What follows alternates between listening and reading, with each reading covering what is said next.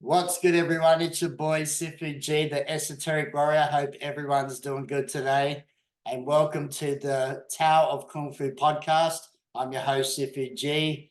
And this podcast, I get to invite all my friends, masters from different disciplines. And today I've got a very special guest, a good friend of mine for 30 years, Sifu John Lee of the Fik Sao Tong Long of Sydney. How you doing, brother? Good. How are you, Garry? I'm good, man. How's it up in Sydney? I bet it's wet. It's pissing down here. It's wet and a bit cold, but it's okay. Well, thanks for dropping in and giving me some time to invite you on, because you've done 2 interviews with me, and now it's my turn to you. Man, you know what? You don't change. Like, you still look young. I know. I don't know. Must be the Sydney weather. No, it wouldn't be Sydney, but man, you're looking so good, brother. So you know what this is about. I get to ask you questions, and we can bounce off each other, go and expand on some of them. So just tell us a bit about your background. What got you into martial arts, if you're John? Basically, I was born in Hong Kong, but I came here probably around 11 years old in Gold Coast, Queensland.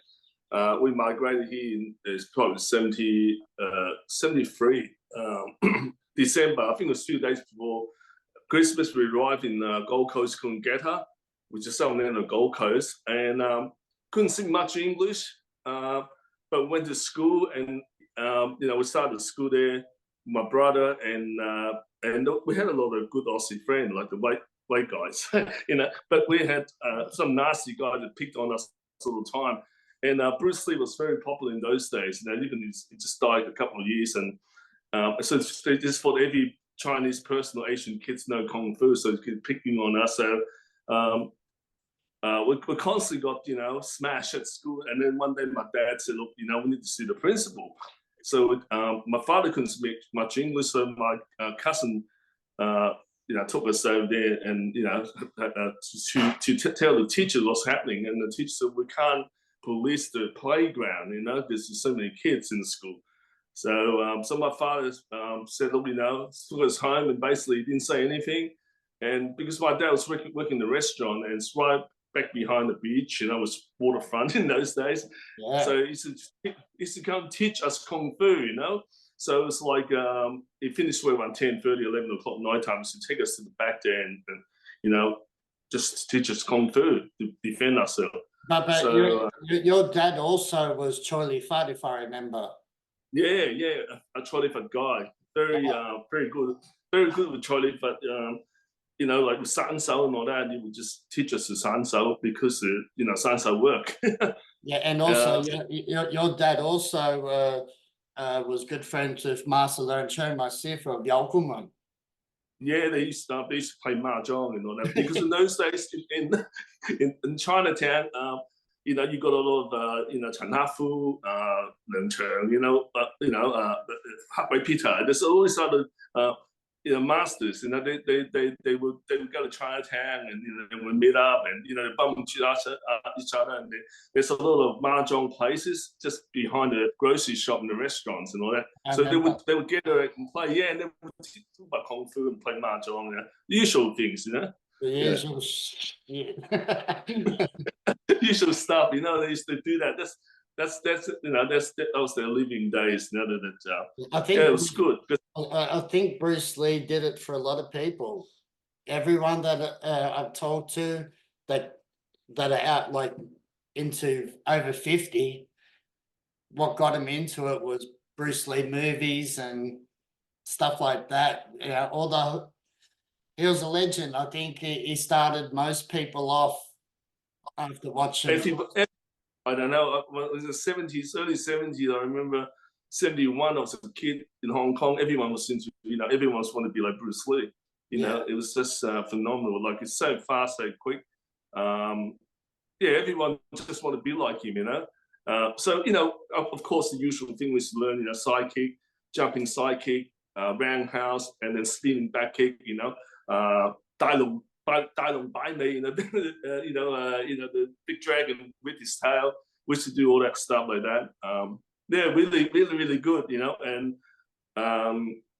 like working. I was a kid there, but I think after a few years on the Gold Coast, or washing dishes, part time, after school, and the restaurant days in those days, my uncle had a big Chinese restaurants, called Rose Restaurant, and often people go there, a lot of folks go there and eat and don't pay, and you get into the fight with the waiter and the chefs and all that. So as a kid, I'm a witness of all that too. So you really need kung fu, to defend yourself. Yeah. So that's how I got into it. My brother and I used to practice a lot. And then into the Mantis part. Okay, so how I actually know Mantis was that my older brother was 10 years older than me, Vincent, and he went to Hong Kong. He went from Hong Kong. He went to Vancouver and studied in university. And that was in the early 70s, so he got privileged to do that. My father and mum sent him to Vancouver with his uncle and learn go learn kung fu in university and all that. And he learned Wing Chun kung fu.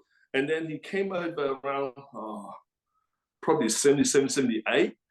And that by that time I already moved to Sydney, but I returned to the Gold Coast a lot of time, to visit my uncles and auntie. And my brother was working in their restaurants. So then one day, my other cousin, Peter Lee, he was there, and both of them was, I think it was around 2:30 lunchtime, they have a break, and they were just doing Kung Fu. They were just challenging one another with their style.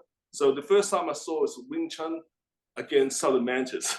And of course, they were very fast. Both of them was very fast with their hands, but I kind of see the Mantis was a bit on top of the Wing Chun, And I didn't even know it was Mantis. I just thought there was just two different Wing Chun schools, but it wasn't. One was Mantis. And that's how I knew Mantis.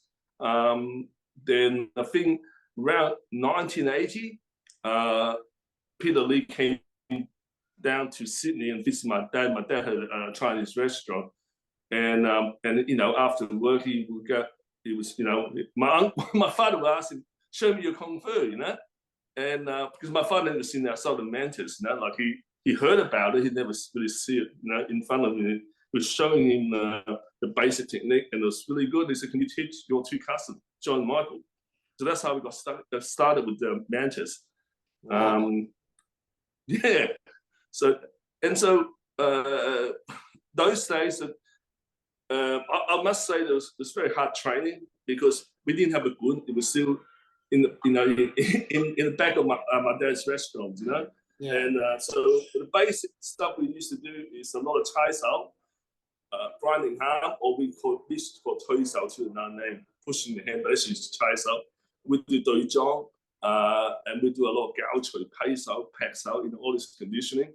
And then he brought in the pads. And one day he brought in the pads, we're doing pad work and all that. And that's probably the best thing I ever done, the pad work, because you're hitting something not in the air. So you're basically hitting it and you can feel the feedback when you hit something. And the one that's holding the pads is always going to be much better because it's catching the punches, but it's meeting it. So we do a lot of stuff. And then probably around mid-80 or 81, he had another student called Bar 2. And that's my seeing really. And he was like Polynesian, I think it was from New Zealand. And he was following Peter around, and they started a gun in Hearfield. And in those days, Hearfield got no Chinese people, just all white people, different people, but no Chinese. We started a gun in Durham Street, which is a scout hall. I remember when I first got there, I thought, geez, this is a scout hall, nothing in the gun, I was expecting a lot of stuff there, but nothing there. And but we started training there. So that's how I started learning stuff. Yeah, that's how I started teaching as well. I used scout halls and dance studios, and I ended up building until I got the Yalkamun Mulgun full time back up in Sydney. Do you find that with since I've known you, I've got to learn so much, not just about Kung Fu, but culture in general. Do you find the culture can do good for the art, or it can lead the art into a more, yes, Sifu and followers like a cult? Well, you know, it was a little bit like that too with Peter Lee, okay? Because, you know, like everyone's going like that, you know, like there's respect, you know, good and all that. But it's both way. Like, it can be overdone, you know what I'm saying? You know, but that was a tradition that when Peter learned from Malcolm Sue, you know, when it was back in the very, you know, the very early 70s, you know, they were like that as well, you know, they would bow and then they would knee down and bow. When we got to our in Hearfield, was less of that, you know, because I think Peter was trying to get away from a lot of traditional stuff. He wanted streamline the Kung Fu. So he basically wanted to build people up very quickly. So a lot of stuff he never really taught us in detail, but the practical stuff he would just drill more on that. So I think a year later or something like that, the culture part of it, fantastic. I mean, we used to finish training. We used to go to Chinatown for Still Yet, which is a late supper. We used to go to Yum Cha, and you know we used to have a big pot of Chinese tea. We cook in that, we brew in the gun, you know, in the cigar hall, and we used to have a big bottle of dita. We used to soak it in there, and we used to do that, and it was phenomenal. Like it's like everyone just interested going in there to train because it's so new to us. Because all we got around that area was just karate, taekwondo, maybe. No, I don't even know Hapkido was that. It was Kempo, and it's all karate and, you know, Japanese art, and I think there's a couple of Kyokushin Kai. So they would come to our gun and look at us, you know, and it's strange. It's like almost like a movie. They all wear the gear, have their bell. They come in with the bell, and they sit there in the corner there, and they ask my scene, "Can we watch you guys?" And as soon as they come in, and you can see that the atmosphere a bit tense because, you know, what they're looking at us, you know. And we were training, and they couldn't understand what we're doing because we're in Chinese, we're doing Zhong, and it's so foreign to them, you know. And then at the end, they want to try us out, you know. Obviously, yeah. Speaking of Zhongs in Chao Ga, I've noticed you guys do a lot of different two-man drills. Are they all? Obviously, they're all worth it in some type of way, but is there the core type of drills that everyone should do before doing other drills like mastering Chai Sao, for instance, and Doi Zhong? well, when we were doing Chai Sao, my brother and I, because we are training, we're not trying to press this. You know, you see a lot of them, they press down, and as soon they push, they stick, they let go, and then they go like this, and they push forward, they jam your hand. Well, that's not training, okay? So basically, Chai Sao is actually training around your bridge, your Tonglong bridge, and you're trying to extend that bridge, the power from here all the way out there. So if two guys are training each other, there was just enough pressure on the weak opponent. They would put enough pressure for you to overcome that by not jamming your hand. So if you're doing Chai Sao, it's not because you see everyone do the same thing, right? It's not because it's internal. It starts to get very internal after you do Chai Sao.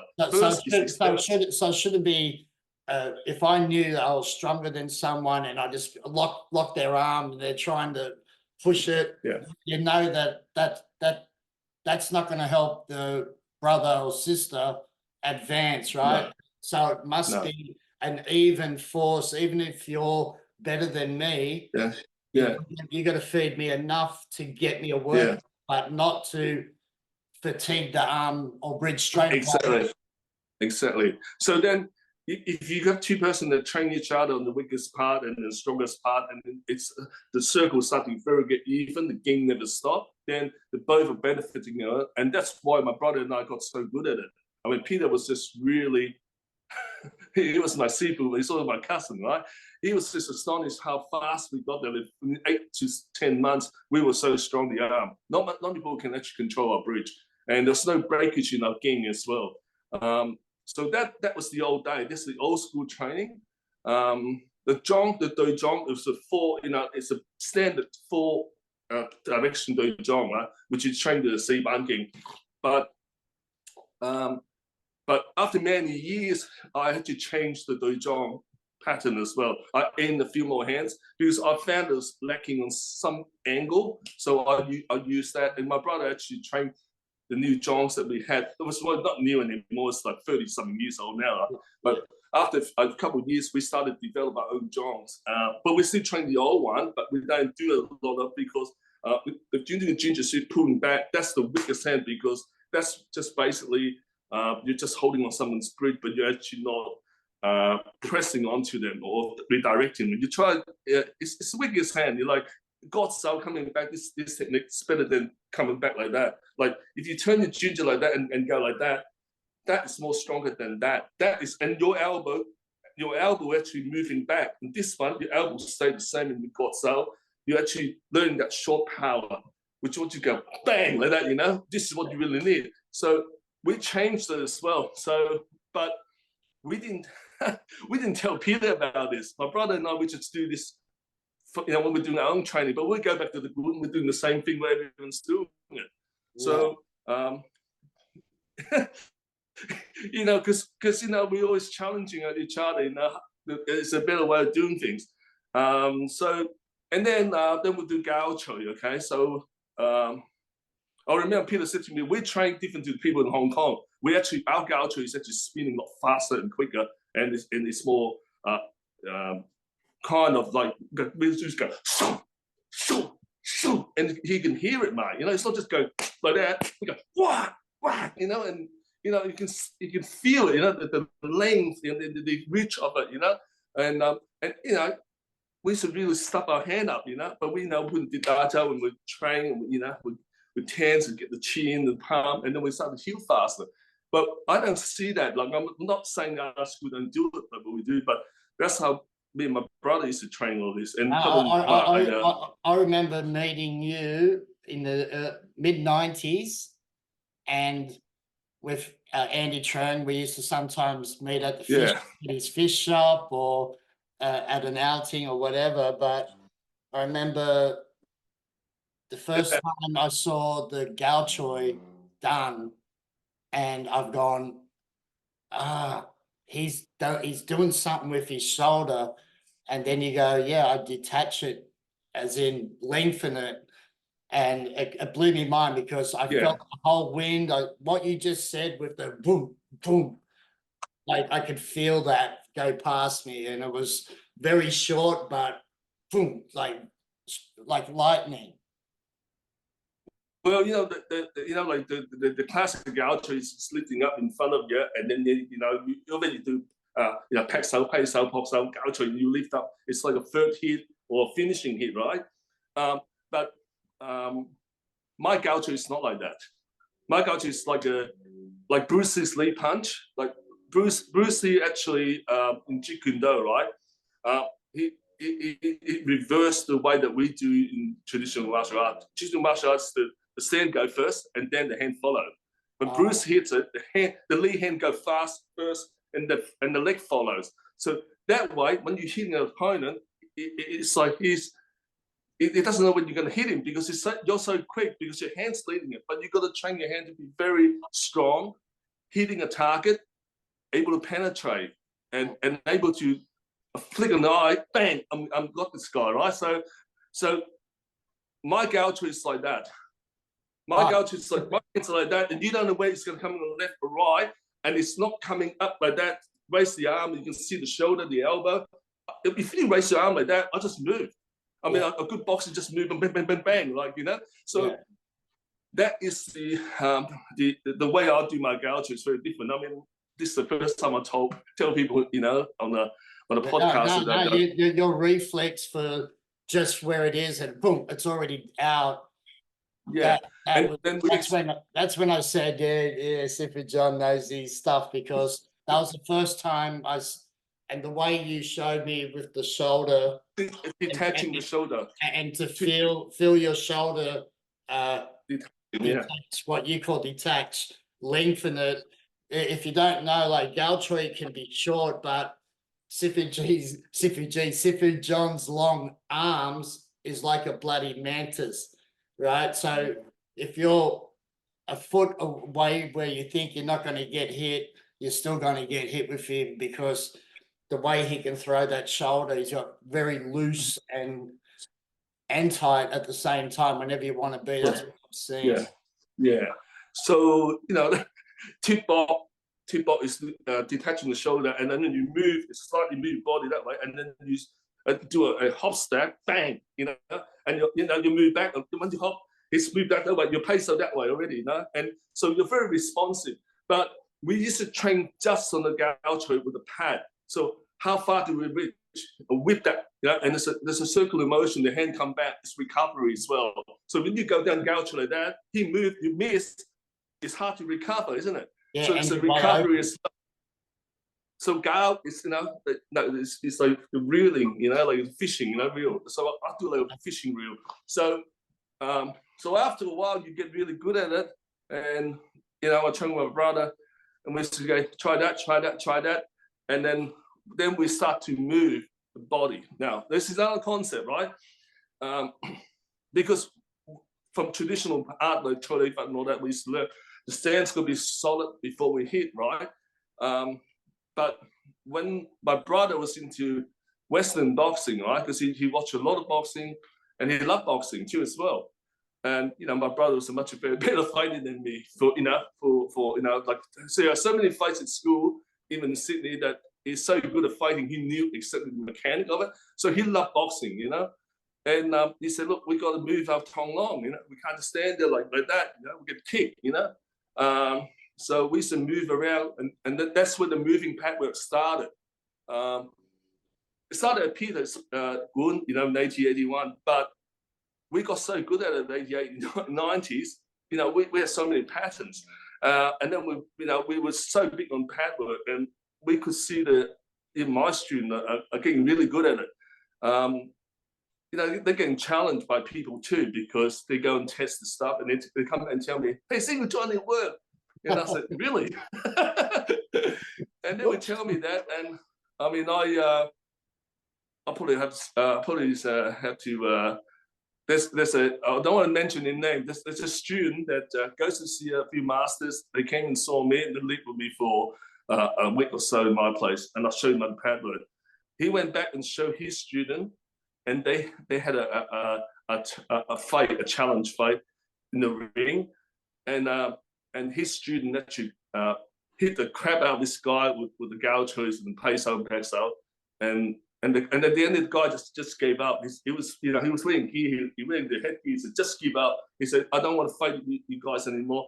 And he came back and showed me the second time he came to Australia, showed me the clip, and I was just laughing because it worked, So Yeah, I told somebody, and it worked, Yeah, exactly. What you showed worked, and getting back to footwork, because John and we always talk, and we've got respect for our traditional arts, but we do see flaws in traditional arts. And like you said, standing like we do in forms and punch in the air makes the art look nice.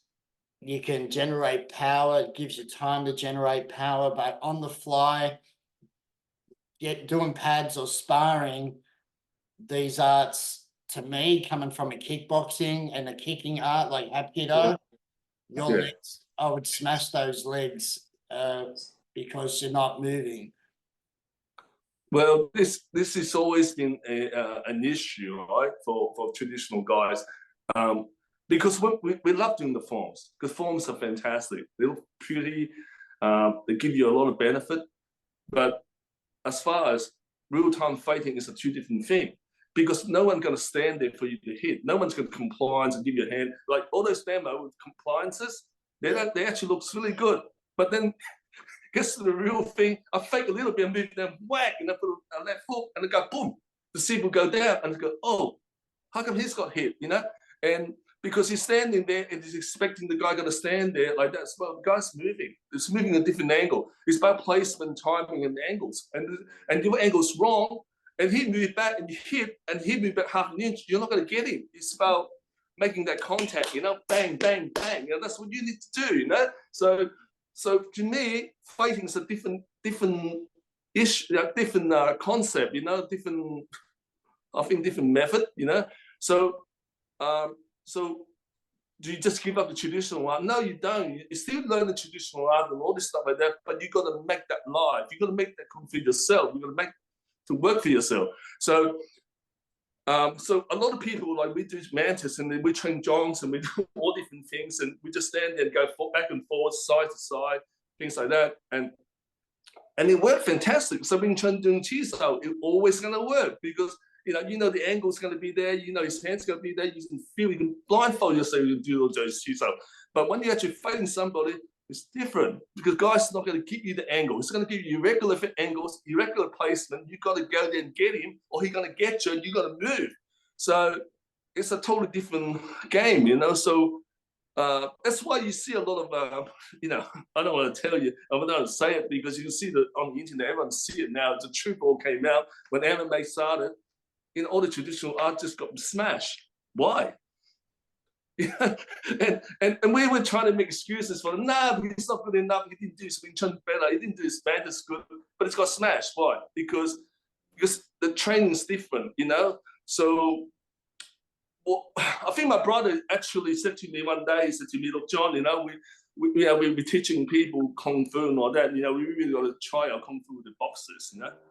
Exactly. What do you mean? He said, "What do you mean?" I said, "One day, he said, I'm going to Bankstown Sports Club, and there's a Bankstown RSL club. There's a gym in there, and there's a lot of good boxers, semi-pro boxers. Let's try them out." So my brother used to go there and try with a boxer.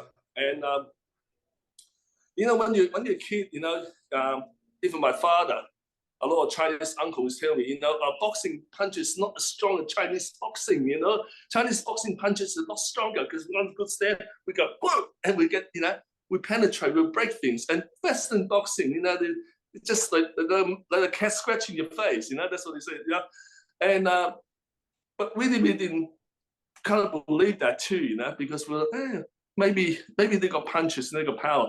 But when in the gym and sort of hitting the bag and heavy bags, and man, these people, you know, jab, cross, hook, uppercut, they got power. They can hurt us just as much as we can hurt them, you know.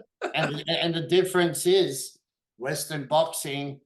If it, like I've done it, and kickboxing, and you join up and you're not just doing pad work, you're doing fitness, cardio, strength training, pad work, sparring, speed drills, timing, and drilling techniques, you know. And like the traditional Kung Fu San Sao looks impressive. It always works, you know, when you're in class, because the fear, you got no fear, because your Kung Fu brother's not trying to take your head off or stomp your head on the ground, you know.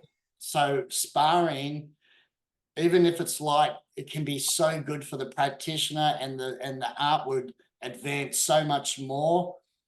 But I think with traditional Kung Fu, there's always that pride. I don't want to let that style beat me, you know, and they don't want to spar another style.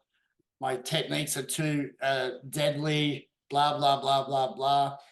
And I think that's the downfall of traditional Kung Fu. Well, yeah, well, you know, we've seen this now. I mean, if people don't agree with that, well, go into the UFC and train your student in the UFC or fight in the MMA. Go and find the ring and prove that your kung fu is good. I mean, people like Chen Shaozhong, you know, the Daiseng Pacquiao, the Monkey King. I mean, they train their Pacquiao, and they train, and at the end they train Muay Thai with Pacquiao, and they won all this competition. You know, like they went to Malaysia, won it. They went, you know, in China, won it. You know, they do Sanda, they won a lot of Sanda people. Like, so you know, you really got to test your skill. Talking is cheap, you know.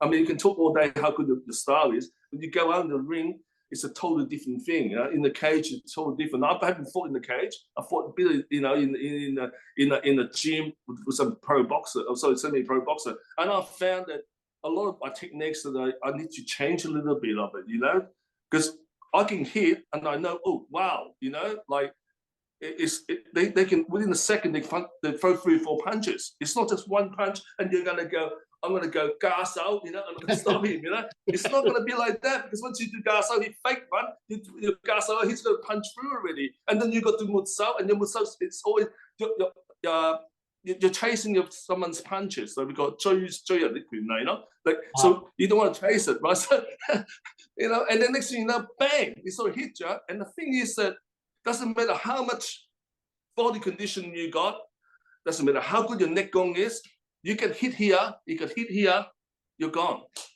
Yeah. Like they hit your central computer, you're stuffed. Don't listen to people like, yeah, I can take 1 or 2 punches, but it depending on the person hitting you, like liver punch or kidney punch, boom, like that, right? You get hit by Tyson or that sort of guy that trains in the gym, hit heavy bag every day, mate, it will shock you a little bit. If it doesn't hurt you that much, you got iron body, it will shock you. And next thing you know, the punch is coming out your face. Yeah? You've got people like Ryan Garcia, the boxer. He's only lightweight, but people put a whole bodyguard on and he's still penetrating through enough for him not on anymore. Like, excuse me, when I was in Hong Kong and we interviewed Hargot Jern, right? And I asked him about Tip Bolsan, right? All the iron body. And he goes, I train Kung Fu to kill you, not to get hit. Exactly. He goes, good for show. I said, but Sibakul, I said, your photos of all the past, you're breaking things on neck, on the head, on the body, goes, anyone can do. You can train like 6 or 12 months, you get the sort of thing. I mean, you don't even have to like, we don't have to get the Mantis bit of it. I got friends in the other star that do Tipo San. They come to the same type of resistance, getting punched and all of that, neck and chop, this that. They get that sort of stuff. But the thing is, at the end of the day, when I asked them about, can you actually take punches on your temple and your nose, your eyes, and your cheek? You can't. I mean, you can take some impact, you've got good neck gone, but it's still going to affect you. And those punches are very strong. You hit you, you get concussion straight away. Like, that. I don't know why people say, oh, I train this and I won't get concussion. Bullshit. You're going to get it, right? It knocks you a few times, you get bloody nose and black eye, and you're going to go down. Yeah, you got a broken jaw. Yeah, but I didn't go down. I didn't go down. Smashed teeth, smashed teeth and all of that's like, no, I mean, I'm just talking about striking art. We're not even talking about, the ground fight, submissions and all of that, which now everyone's learned all of that, This like since 96 and 97, the first UFC, that was before a lot of people know about it. I didn't even know that since until 1999, 2000. I didn't know much about BJJ. I only heard about it, and when I went back and backtracked all the UFC and I saw Gracie, I said, man, this guy can fight. He can fight differently. So I don't want to jump into the submission part of it, but I'm just thinking about, the art of fighting, the striking, the moving, they do very fast, they fake. There's a gameplay. There's so much going on there. And so the thing is that when we do traditional art, we're doing form 1, 2, 3, 4, 5, 6, 7. You get to 30 years, you might get 36 form, 35 form. If you're lucky, you get all of that. If you don't, you might get 10 form. And you say to yourself, my Si Hing, another 10 form more than me. I've got another 50 years to follow him, or 10 years. And the thing is that we train this all the time. It's in pattern. We train John's in pattern. We train everything's in pattern. But we never hone the skill in real time. And other people do that in the gym. They do that, the MMA people, they do that. They're going to work every day like that. So do you think it needs to change traditional Kung Fu in a sense of, in a class format? I know in Yolkumum, I used to have a separate class just for the combat and sport fighting. But I also believe that the traditional arts should incorporate that and get some young, hungry people to fight, you know, and people, they go, oh, Gary's all about fighting because it's going to save your ass one day. Well, it is because, like, I also want to tell you, I learned from another Sifu as well. It was a private lesson. It was probably around a time about, it's overlapping. You know, I learned from the Sifu, and then Peter came and started teaching us a bit of Mantis, you know, slowly. And during that time, it's 1981. I met a Sifu called Randy Bennett. Sifu Randy Bennett, which you know him, right? Yeah, okay. Randy, yeah. And so he started. I was studying automotive engineering, which is motor mechanic. So I was working in East Sydney on Riley Street, Woolloomooloo, and I saw the lamppost got an advertisement saying that in Domain Police Boys Club, just people, half a K down, as a black American guy teaching Zhou Ga Kung Fu, Shaolin Zhou Ga, right? So I went down there and looked at him. Oh wow, this is cool. You know, he's really athletic and he's so good. You know, and so I said, well, I went down there and said, well, can I train with you guys? You know, and so I looked around. I was seeing about 20, 30 people training there in Domain in those days. There's a lot of people there. So then I looked around. So my time is different. I'm working this way and all that. Well, I'll just get private lesson of him. So I would get the private lesson then an hour before he goes to the main class. So I was done private lesson for about 6 months, and of course, you know, he was a fantastic Sifu. And then after that, he went to Surrey Hills to start another Mogul, and he said to me, he goes to me, do you want to be in the self-defense class? And when you go, what do you mean self-defense class? I'm learning Kung Fu is self-defense. Why do I need to go to self-defense class? You know? He said, yeah, no, but self-defense class is breaking down the techniques and then doing it live, you know? Yeah. Like hitting and punching and kicking, you know? And, you know, and sparring, you know? And I'm going, but I've come here to learn traditional art. Why am I going to a kickboxing class? And I couldn't really understand that until I started to train with Peter, you know? When he started training me, I said, hey, you know, we can't use those form the way we're doing that and trying to fight somebody. That's very skillful. So my conclusion after all this year is that, you know, the stuff that when we're doing the form, the traditional form, is like my Father's Day. They would fight the fucks in the village. Okay, so the fuck will come into. We're going to take a break because time's running out, and we'll get back to this in just a moment. Welcome back, everyone, to the Tao Kung Fu podcast with Sifu G and Sifu John Lee from the Fix Our Tong Long up in Sydney. Sorry to cut you off, Johnny. You know how Zoom works. It just cuts you off halfway through a sentence. So I thought we have to get to a break before it cuts off. Sifu Randy Bennett is from the Jiao Ga school. So people that are watching, it's different to the Hakka Tong Long Mantis of Jiao Ga. Can you tell us the Jiao Ga Mantis, the Hakka Kung Fu, where it originated from? Well, I've done a lot of research on it. You know, if you're from the Jiao Ga clan, it's from Jiao now, okay, from Jiao now in Waiyang, okay, so it started from there. But he was actually working in the Shaolin Temple as a chef or something like that, okay. You know, as an all-rounder, he's going to get the firewoods and all this stuff like that. So that's a story. And then it goes to a monk called Wang Fugo, and then Wang Fugo taught, you know, Lao Sui and so forth. And so that's the Jiao Ga praying mantis story. And then the Zhu Ga uncle that I talked to, they said no, it's some Zhu Alam, you know. So it's another person called Zhu Alam, not Zhou Alam. And then they taught you know, Zhu Zhonggu, and then a few others, and then taught Lao Sui, and Lao Sui taught people like Yuan Shao, Wang Loi, Zhu Zhamu, you know, Zhu Gunhua, and then the French teach Ipsoi and all that, Hama, all that. So that's it's from the same system, just got split. That's all. Okay, so this from that. Kind of like Malcolm and Batman in that sense. Yeah, something like that, right?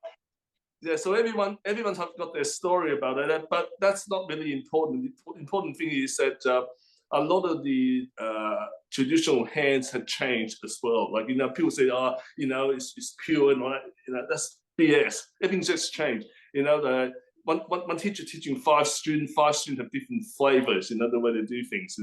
So I went back to talk to some Juga practitioner because I saw that UQ was a little bit different. From how I learned it.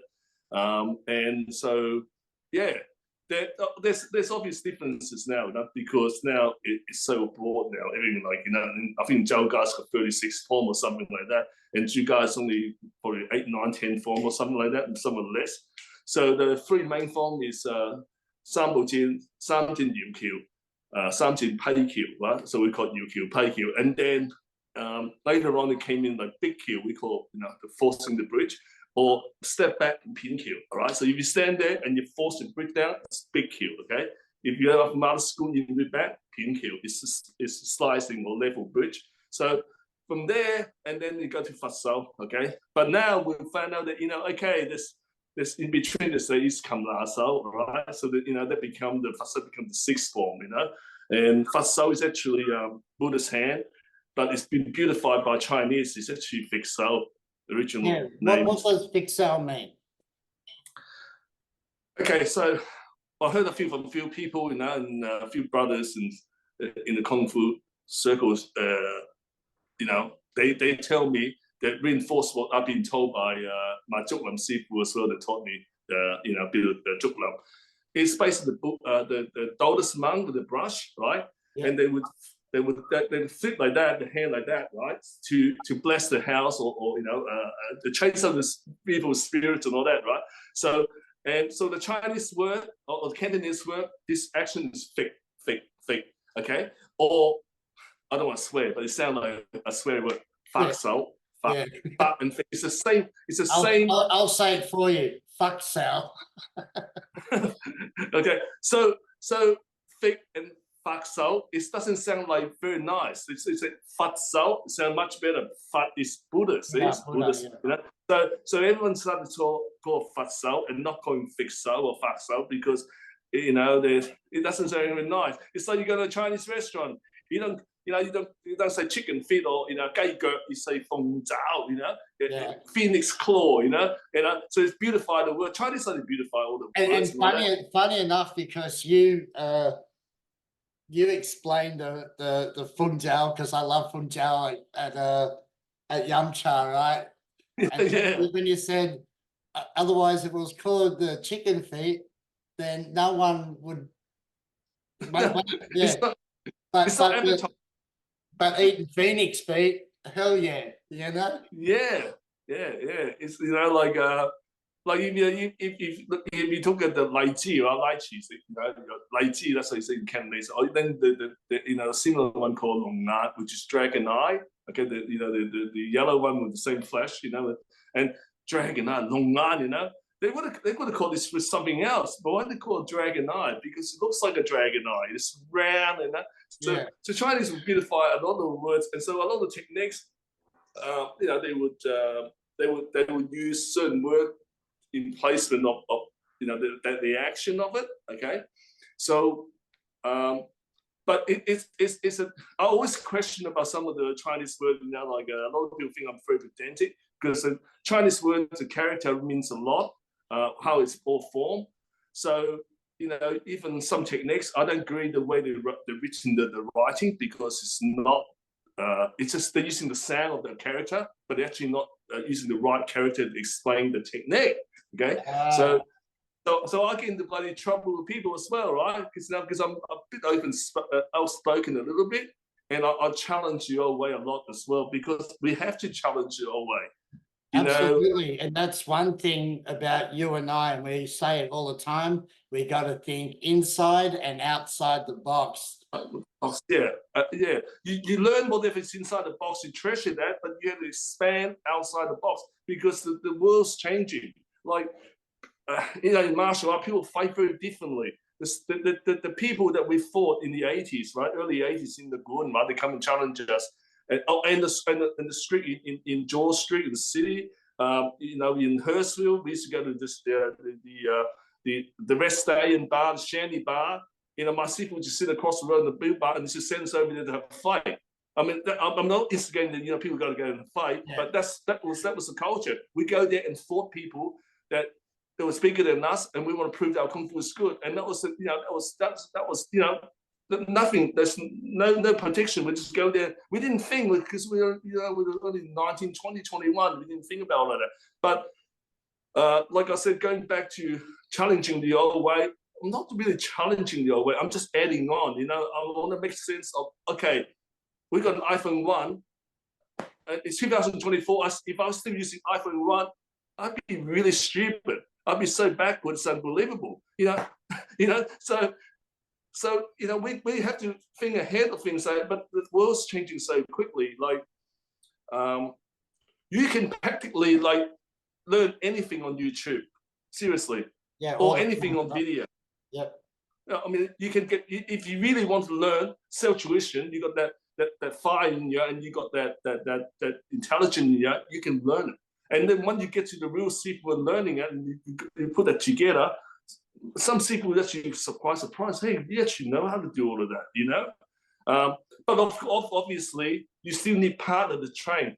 Any art, doesn't matter. You go to the gun and train. If you sit in a gun and play with your phone and talk bullshit all day, you're not going to get good at it. You got to train, you know.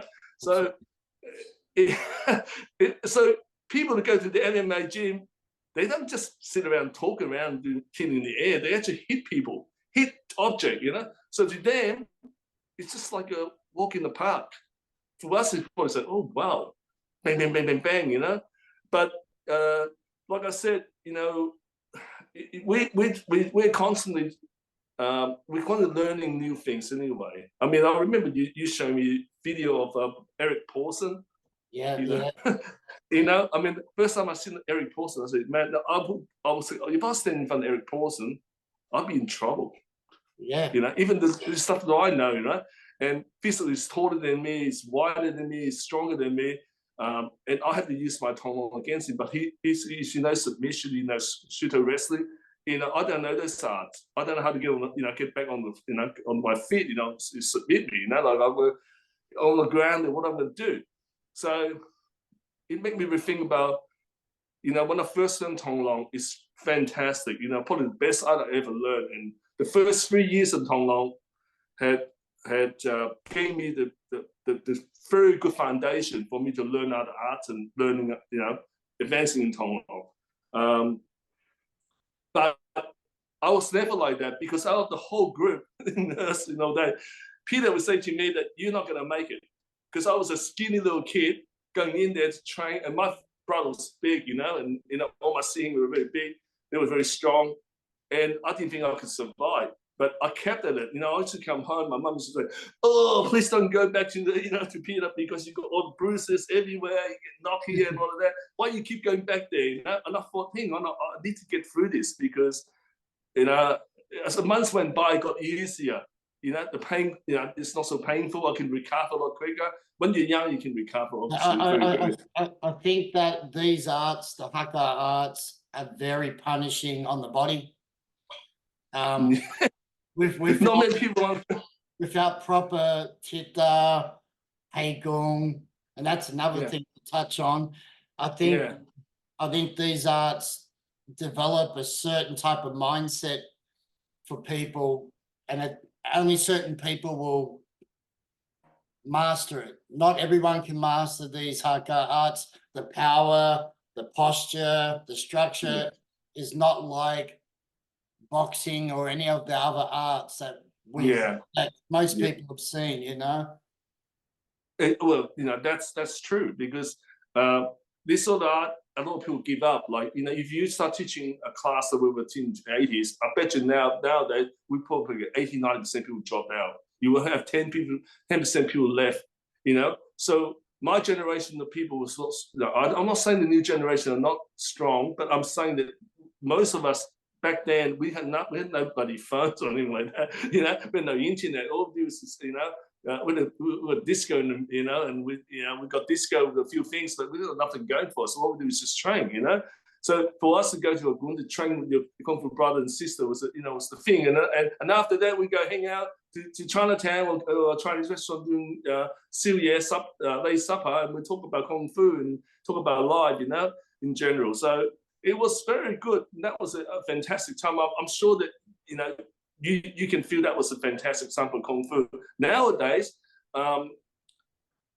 there's only a handful of people, young people, will go through that sort of rigorous training, that sort of pain and all that in Hakka art or in any art now, you know. So, you know, I often think about, you know, the people that stay in the Hakka art for a long time. Their age is getting better and better, and even life take a different turn. They haven't trained for a few years. When they start training again, they get back really quickly. They get energies and power. They get back really quickly. Conditioning. They just come back really quickly. So it's a fantastic art to learn. I mean, I benefit so much from Tong Long. It's not funny, you know. Yeah. I think the hardest thing to understand for most Bruce outside is we're never pulling the elbows back to punch. It's got to be mostly in front of the body, and you have to develop full body in, right? Yeah. Arm power, you know, the waist power. Yeah. So many things, so many gings and so many things in these arts. It can make someone go backwards when if they're not getting to that level.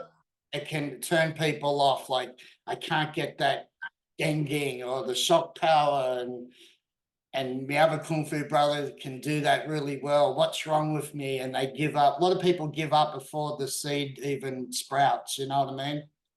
Yeah. Look, and also it's depending on the individual, you know, like we in Chinese and Cantonese we call sing, you know. Some people sings very very, very high, you know, very fast. They learn things very fast. Some people learn it slower and takes a long time to get it. So it depends on the individual. Like my brother, he gets it very quickly. You know, I get it like medium, but I got other Kung Fu brother that takes it very slow. But they kept at it, and eventually they got it, right? But the people that got really fast, they don't want to keep going. They just stay at the level. They're happy with what they got. I got people like that as well. But I got people that excel, like, you know, they never stop, you know. So I've seen people that really, you know, few level above me, you know, a lot of stuff, you know. And so it's about the individual, you know. Martial art is a long journey, you know. It's depending what you want with the martial arts, you know. But to me, it had benefited me a lot, you know. I'm very confident. I'm 62 years old today, you know, this year. Yeah, 62, right? And I can still hit, I can still move. I mean, I work, you know, the grinding machine, I work like 8, 9, 10 hours, you know. Not many young blokes can do what I do. I mean, I can hold a stone, because I'm a stone polisher. I can hold a 4.5-inch polisher. I can hold it hours, endlessly polishing a wall. Most people just grab that and will drop their arms within about half an hour and say, "No, I'm not going to do it." Well, that's because you got the true grinding arms. The bridge, the Kyuging, yeah, I've got that. So people are astonished at why I can do this job that they can't do it. You know, because you know, you need technique, you need a bit of finesse, you need a bit of power. You know, everything's got to come together to get things done. You know, so. You know, to me, martial arts this day is like, it's a fun thing to do, and it's a self-defense thing, and I can teach people to defend themselves. But if you want to go to the next level, then I become a coach. I'm not a sifu anymore. I'll become a part of the coaching team. I'm going to have to get this guy in the UFC ring. I'm going to get this guy in the MMA. We're going to win. You know, so. let's get back to some of this stuff, the Heigong, all this stuff like that. As you know, that a lot of people, once some people are big selling on Heigong and stuff like that, which is great, for health and all of that. And also they'll show you, you've got strong body, you've got Heigong and all that. And so I think that's a very good thing to have, but I don't want people to think that is the only thing you need to do to go to UFC, because you won't. You need other attribute to go into UFC. If you want to get famous and make all this dollars, so be it. Go and learn it. Well, we've seen all those Tai Chi, Xingyi, Parkwa, Yichuan masters go into the ring, and you can just tell from the start of ding of the bell, they're frozen in fear. Because they've never fought before, but they think, and all the students say, Sifu, you're push hands, toy sale, you send people away. And then they get this belief that they can go in and fight against a young kid that has been training hard, punching pads, bag work, and sparring. Yeah. And this master's a grandmaster in their pie, and they're getting smashed within a second. I just watched one the other day on a Dim Mak master versus that Chinese guy, Zai. What's his name? The thug that punches up everyone. Xi Xiaodong. Yeah. He's exposed so many, and I understand he's got his Chinese pride, and it hurts him when he sees all these kung fu masters with hundreds of students, but yet none of them are fighters. And he's trying to push the arts of Chinese kung fu, but so far to him, no kung fu sifu is good, because they don't do the sparring side of it, and that's crucial.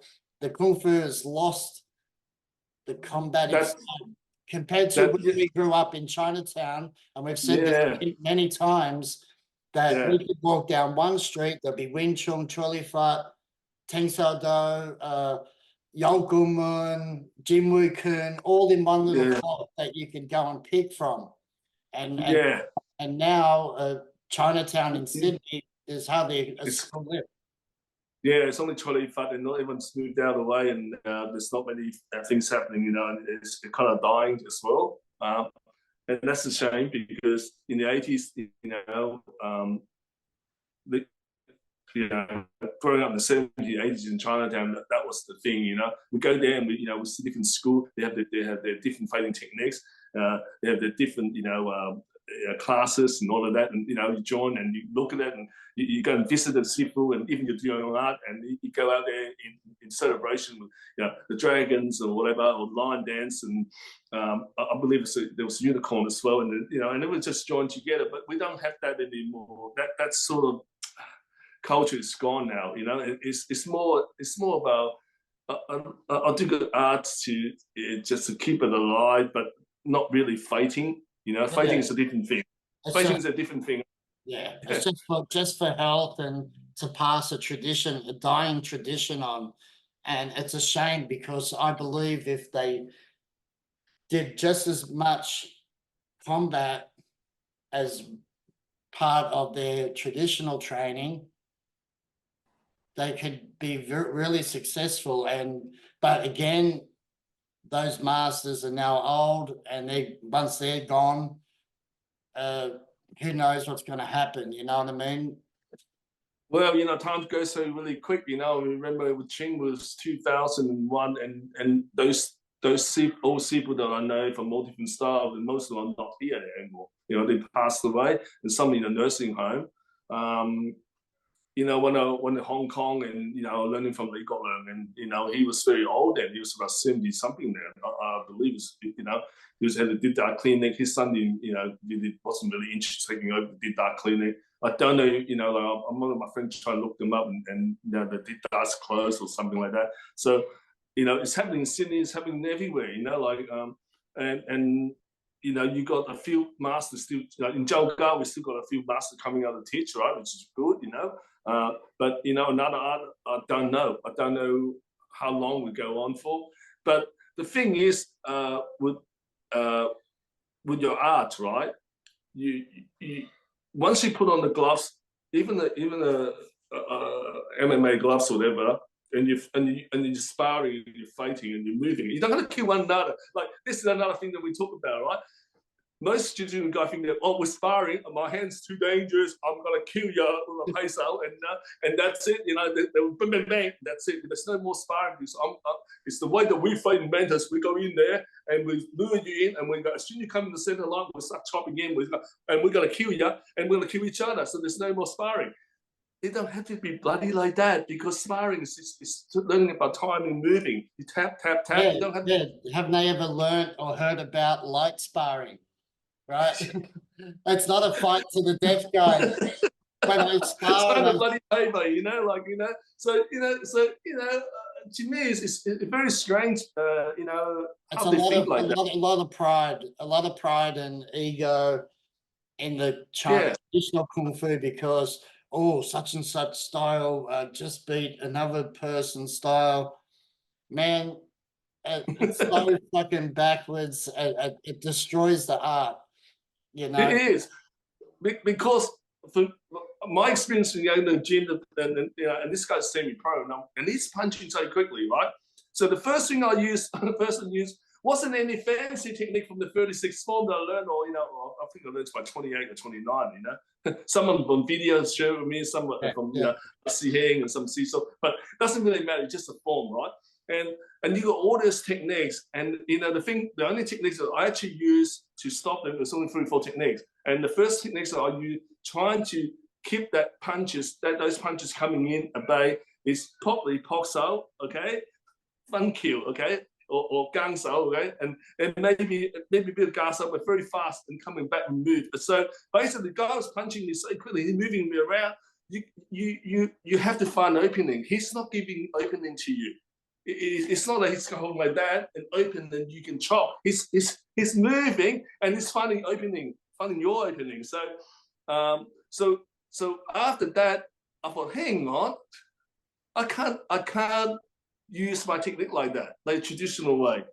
Yeah. The guy's not giving me those angles anymore. And so you have to check. Yeah. And not only that, I think in traditional kung fu, especially Haka, it's head forward, back straight, or, you know, it's no bobbing and weaving and ducking. And if you don't understand any of that head movement in combat, you're sitting duck.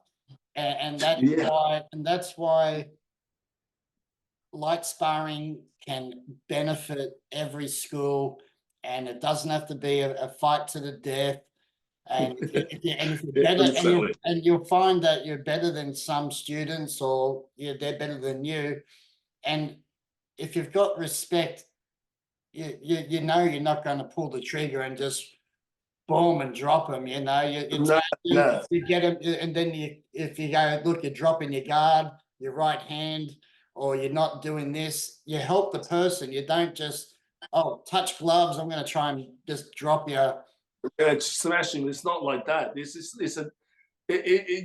You're trying to work with him, and you're trying to refine your distancing, your timing, the reaction, the body movement, and also anticipation. You know, you can read the movement. You know, these are the essential learning skill attribute that you need for real fight. Like, I remember, a real fight is bloody ugly. You know, the technique's not going to be perfect like in the form, right? But also, after when someone never fought before and they had their first fight, guess what happened after the fight? Even they knocked the guy out, he's probably his adrenaline is worked up, and he's also he start vomiting in the street. You know, I see people like that too in the fight, right? And they go, oh, he just won the fight, but he felt sick, you know, because there's so much going on, your emotion, everything like that, and everything like that.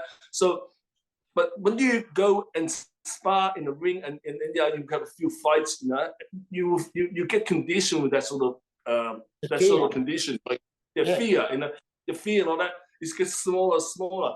But in traditional Gun, we don't do that.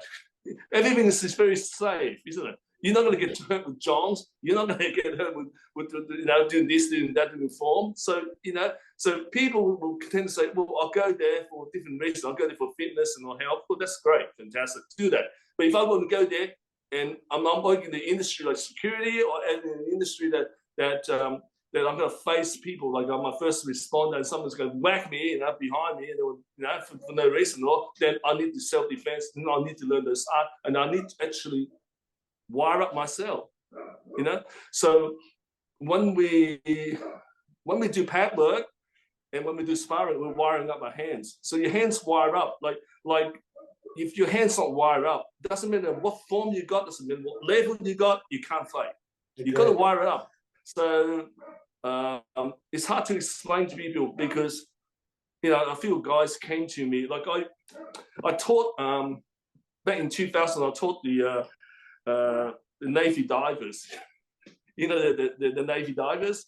I think they call it the SEAL team in America, right? In Australia, the Navy. So a few guys came in. They got my brochure from Liverpool, from Tense Martial Arts, and they were from Holmes Murphy Barracks. They came and saw me. These guys, mate, they're 7 foot tall. I'm about 6 foot tall. This guy's 7 foot tall.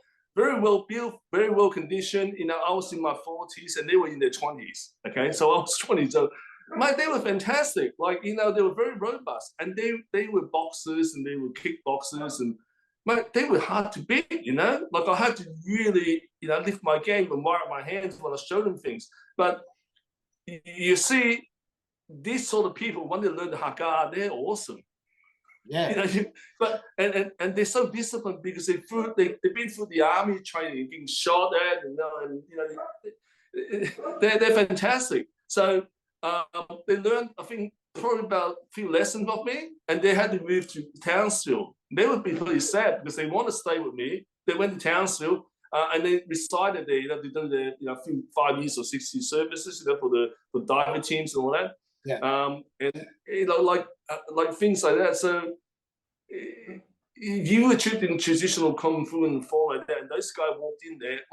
They just look at you guys doing this sort of thing. So to them, it's like it's just an art. There's no way you can fight like that. Yeah. In their mind. If you go into a kung fu school and they're not doing pads, they're not doing anything related to self-protection, I'd walk out. Well, like I said, I think that I can do contemporary dance if I want and be better at forms. I've seen dancers do amazing stuff with their bodies, and I guarantee that they can easily pick up a form and make it look better than us. Yeah. So it's really you got to put a variety of things in it. Like you've got to have a program that you can train. Look, tonight we're going to just train pads and bags and all that, and then another time we'll just do a bit of a form. We go through the form. The form's good. It's got a lot of detailed things that we can draw from, when you want to do things. But at the end of the day, it's about experiencing different part of the training, and not just one part of it. But like I said, the essential part of learning how to defend yourself, fight for real, you got to hit things. You just can't hit in the air and shake the arm and think, I got game.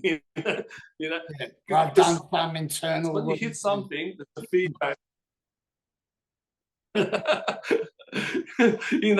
I can shake the thing. This game coming out looks fantastic on the video.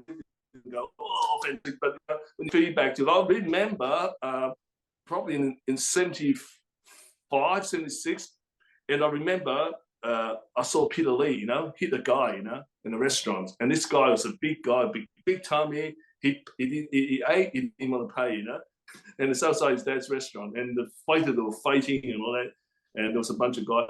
And he went there and really his psychic's really strong because he was still a Bruce Lee fan. He kicked the psychic, he jumped and kicked this guy, and this guy didn't go down. In fact, I see Peter bounce back, and his face just kind of turned a little bit pale because this guy was invincible. He hit him, it didn't affect him. And so I think that by that point that I could see, hey, you really got to hit something back because there's a feedback when you hit something. If you hit a heavy back, and the heavy back has to move, right? And you have to make that move, then you have to work to make that move, timing. Like hitting a pad, I hold pad for people. Yeah, you hold pad, they can't even connect the pad. They can hit in the air really well, they can't hit the pad. Yeah, and they can't issue power into the pad. So, but when I taught a girl, right? She's only 17, 18, right? Learn the pad work for me. And at one stage, I was hitting the pad, I can feel the power is connected and I can feel penetrate into my arm. So when my brother used to practice, it wasn't just the pad that was getting damaged. It was like we had to take the power right through the arm to the leg because we can feel how much pressure we're taking, all this bang, bang, bang, bang, bang, bang, we can feel it. And the pads we used to have, I used to repair all the pads back in old at Hearfield. We used to buy those pads. We didn't have really good pads, but the pads used to just destroy within about a few sessions. And we couldn't really afford to, we had to wrap things around those focus pads and redo them for every session because we hit them so bloody hard, So I know when someone caught one of our hit, they were going to go down. They weren't going to stand back up, So I know it worked, That's the Thai boxing girl, right? Mimi, is that? Yeah, Mimi, yeah. And she came to me because I taught her there back in 2000. And Michael Darcy was he was a fighter, he was a champ, in a lot of ways, because he was doing Archie Khan. He knew it was, I think it was 2-3 dance Shoto Khan, and he had Kendo, and he was training with Marcelo with BJJ. He was already a brown belt in those days. People don't even hear what BJJ. He was already a brown belt, and he won a lot of competitions, and he met me in Chengwu, and the first time he saw me, he goes, he said, "What are you going to teach me?" What are you going to teach me? I can see why, because he looked at all the other Chinese martial arts, they're all hitting the air, and this guy's actually working with people. So then I started teaching him pad, I started teaching John conditioning, and a lot of the Sanso, and he said, "Oh man, this is good stuff," So for a few years I trained with him, and just taught him a lot of stuff, and then and eventually. We parted for many years, and then one day he said, "Can you teach my daughter? My daughter want to be a Muay Thai fighter." Okay, fine. But this is kung fu. Yeah, I'm going to teach him some Mantis, some Sanso, and she started learning it and really good. She got really good at it, and she won a few fights. And she came back to me one day. She said to me, "Sifu John, those Johns, they really helped me in the clinch." I got those Muay Thai girls and they couldn't move. I clamped them right down with those jobs. Yeah. So that's what they're used for, But it's the punches, the power, the penetration. I can feel it. As a trainer, I can feel, I can feel the power. And I said, man, this is a knockout punch. Everyone is a knockout punch, And I'm moving. So I decided football to moving forward, backwards, left and right. I'm moving.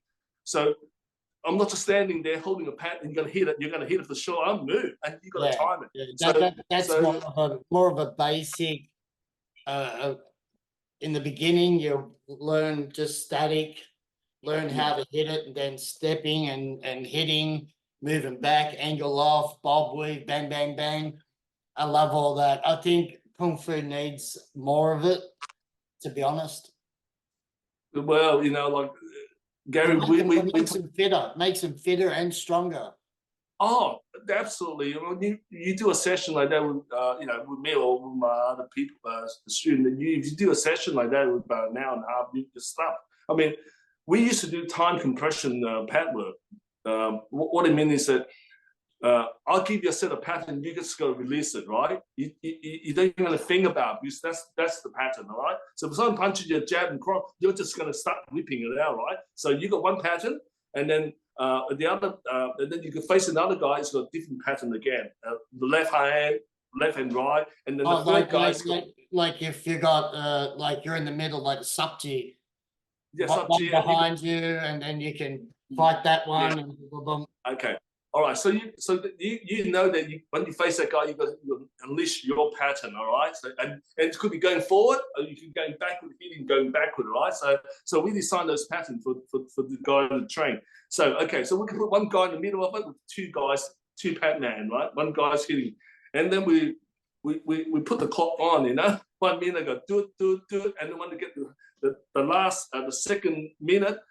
Last 30 seconds, we go do real fast, and he's got to really listen. Because you imagine he can't pace himself. When you can't pace yourself and you're sitting like that, that's real fighting skill because you don't have time to rest. You're actually going to explode, right? Reaction. And so, yeah. So after when you get to that stress level, so quick that the combat stress, you become really great because first when you do it, you say, "Oh God, I'm puffing, I'm vomiting, oh shit, I can't recuperate, I only had a heart attack." But when you start doing it all the time, you get conditioned with that sort of stuff. It's like a walk in the park. You just come out chopping, and so builds the cardio. It's like that. Yes, the cardio and everything's there. But you see the problem with all these kung fu masters, they can do all this stuff like that. When they get to the ring, people start moving them around. They've got no endurance. They've got no cardio. There's something really just terrible. And then when they got knocked down, the first thing that people say, "Oh, he doesn't represent Tai Chi, my Tai Chi. He doesn't represent Wing Chun. He doesn't represent the Southern Mantis. I don't fight like that. He said, no, he's no good. He should be representing us." But the guy that went up to the ring to fight, he wanted the pride for his fight. He wanted to prove that he can beat those guys, those Sandar guys in China or those MMA guys. And he went up there. I don't think he's an intention to go up there and get lost and make a fool out of himself. I think he got the intention to go there with good. To show his kung fu is good. But when he got up there, the environment's different. He said, "Man, this guy moved. I hit him, he's not there. I kick him, he's not there." And then once you start hitting somebody and you keep missing, the first thing you'll do? Your emotions, oh man, you get all hot and gee up. Shit, I can't hit this guy. I don't know why I can't get him. Then you start throwing stupid punches and kicks, and it's got nothing to do with your kung fu. And then you get knocked out and you go, boom. Okay, I got knocked out and everything. And you get up and the ref says to you, "Hey, you got to get up." And you said, "I don't want to get up because I don't know how to fight this guy." And you're thinking about, I've trained 30, 40 years Kung Fu to make a fool of myself like that. I don't think we'll go up there like that. No. All right, we're about to take another break. Time flies, right. Speaking with Sifu John all the time. On the phone, we're just as bad. But, bro, we'll be back in just a moment. Okay. No worries. Welcome back to the Tao of Kung Fu podcast with Sifu John Lee and myself.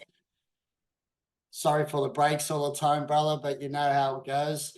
So, So a good balance for traditional Kung Fu would be keeping the traditional art, but still push a little bit of, should push half, I reckon, combat and traditional forms, Gong training. What do you reckon? I think there's going to be a balance there. I mean, if you're looking at training traditional Kung Fu, but you want to have that sort of self-defense capacity, you have to allocate time for that part of it to train as well. So instead, trying to chase too many forms, because you can get caught up chasing forms. Okay, I was like that too when I was young. Okay, so you can caught up saying, "Oh, no, the first one, second, third, fourth, fifth," and you keep chasing it, right? So then you're spending a lot of time in your forms and perfecting that for the celebration, for the exhibition, but you're not actually a martial artist, like a full martial artist that you can actually defend yourself. So you have to allocate times. So for like, we used to train, I don't know, 3 to 4 hours a day. Yeah. And it goes so quick. It seems like half an hour is gone. I remember there's an interview of Chuck Norris. He said, he met Bruce in the lift lobby, and then they were just talking about Kung Fu. It's like 8 hours just went like that. Yeah. Like, showing each other, training each other. And so So 4 hours is, you know, you might get very tired, but in Tong Long, I think when you actually, when you train a lot of Tong Long, you know, I don't know other arts, but, you know, from my experience when training Tong Long, you get very energized a lot. You can't go to sleep. You need to warm down with Qigong to cool yourself down because Yang Qi is so strong. And this style, when you train a lot, you get very aggressive, okay? So, you know, you can, you know, it's like putting oil in hot fire and boom, you know? So you can explode. I think my brother and I saw that in each other when we're training Tong Long. We were getting very aggressive. You know, then we were looking for fights. We were looking for fights, and that's true. That's the truth, right?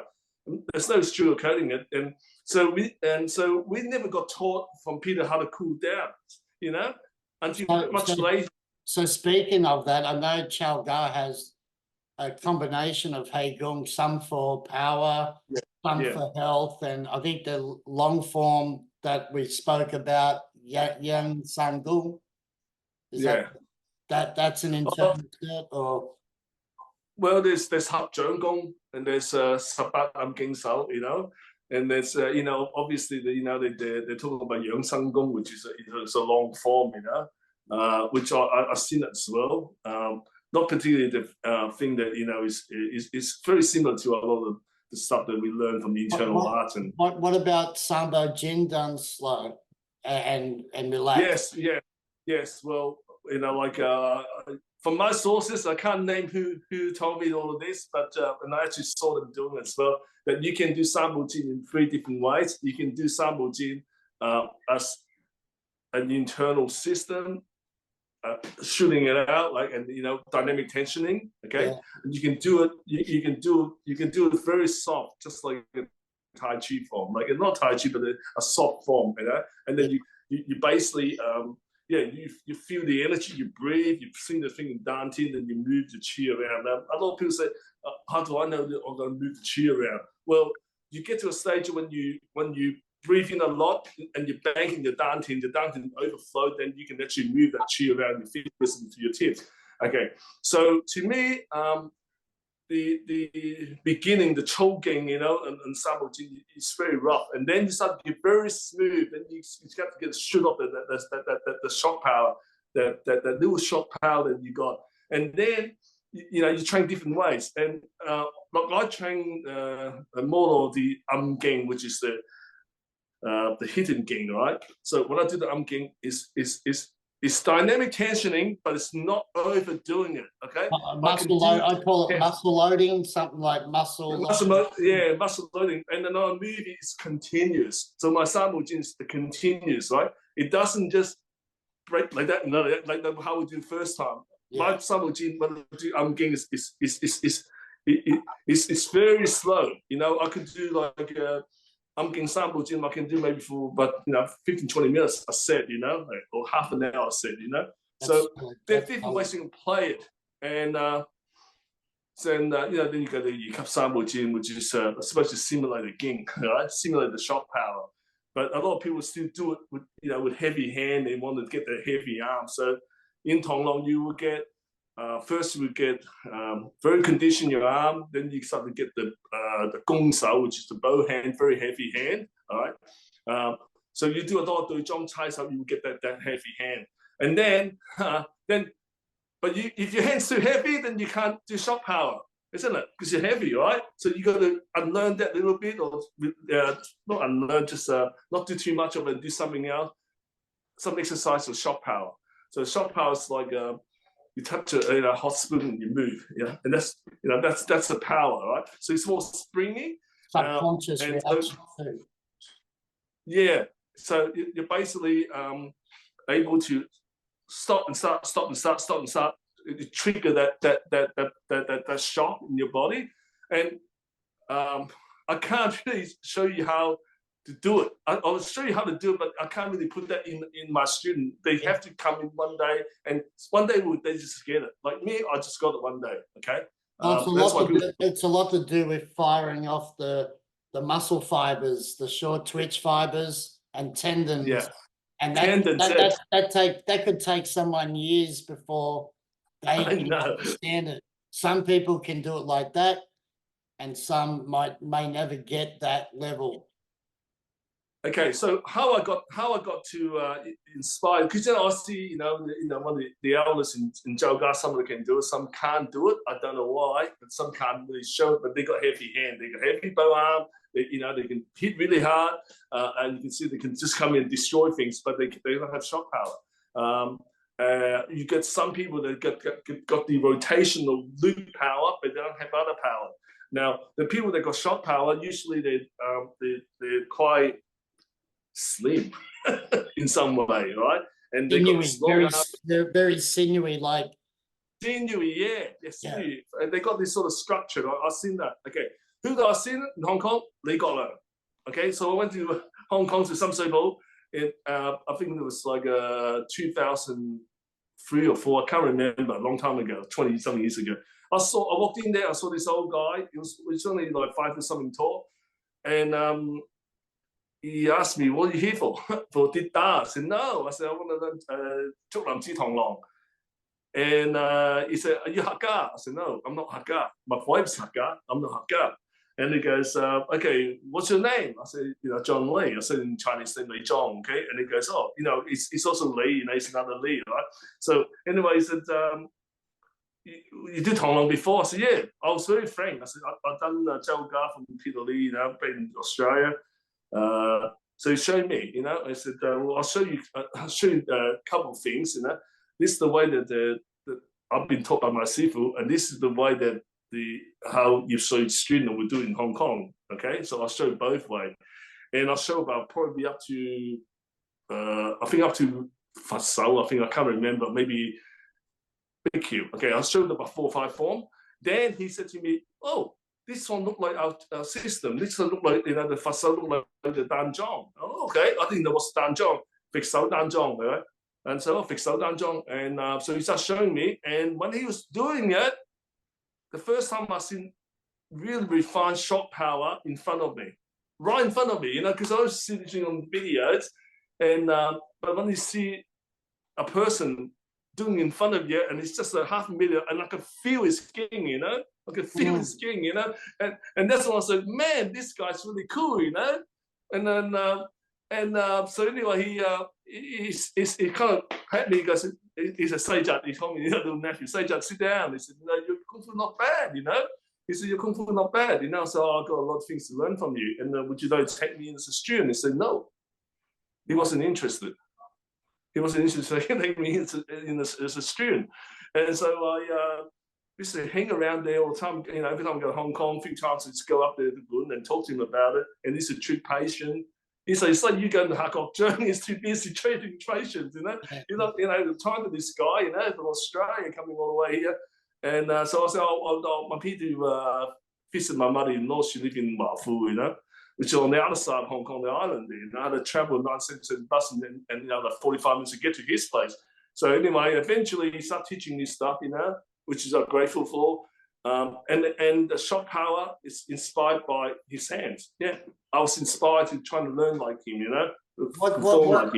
What would you say is the major difference between the Hong Kong, not the USA Zhuk Lam from Lam Son, but the Hong Kong Zhuk Lam to the Chao Ga? The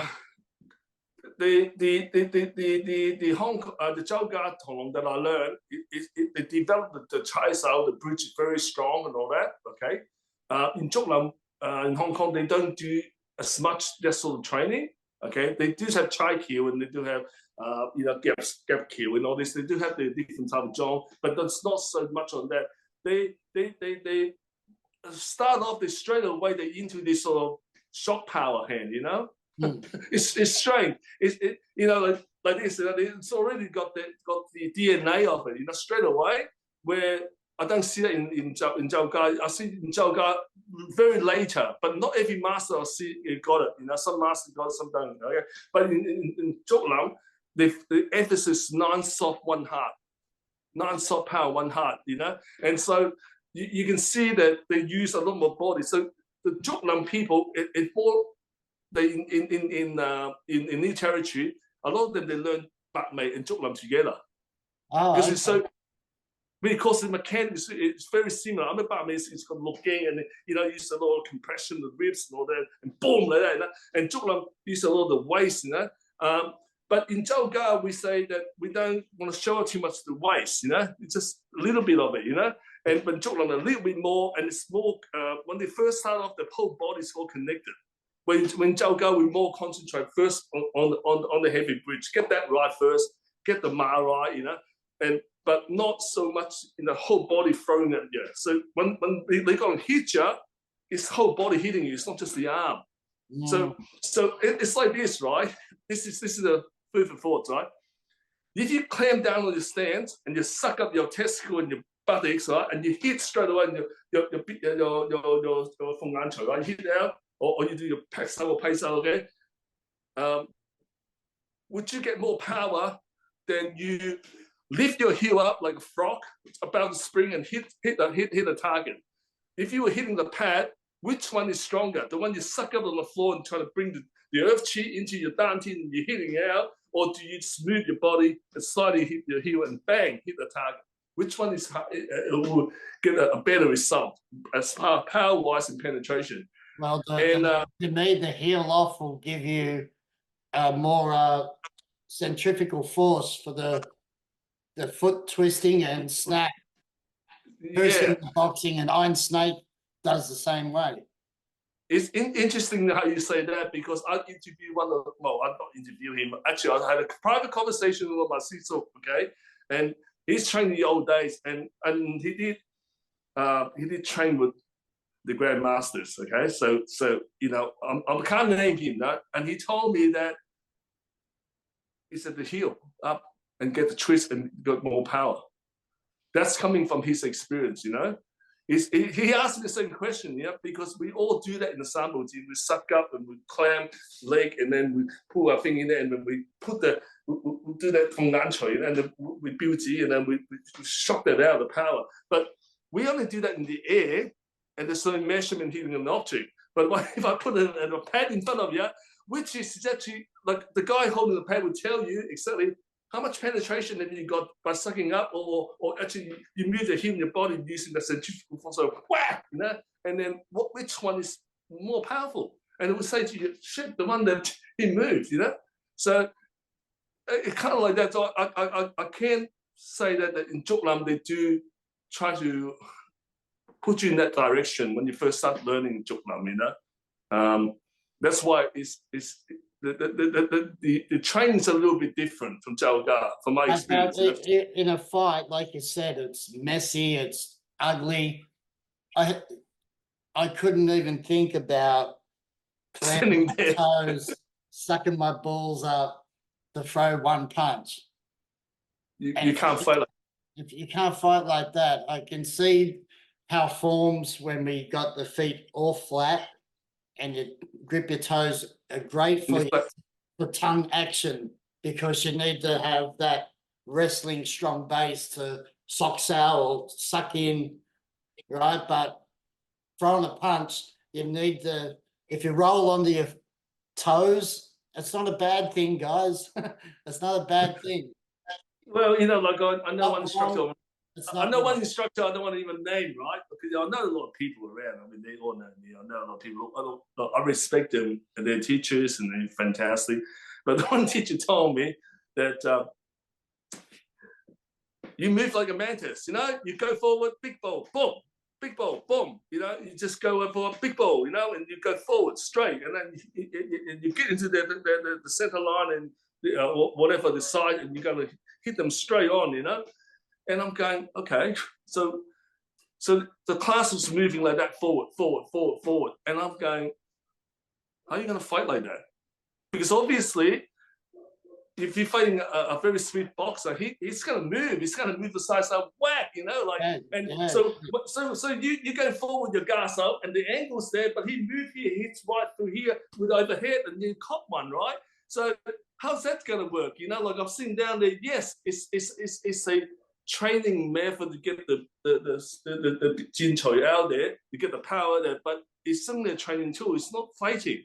Fighting, you need to train differently. So, but they are they don't think like that. They think, I got taught this way, and I'm gonna skip this tradition. I'm gonna go like that. And even another person gonna move that little angle 4 or 5 degree different, hit in, your garso's not gonna work.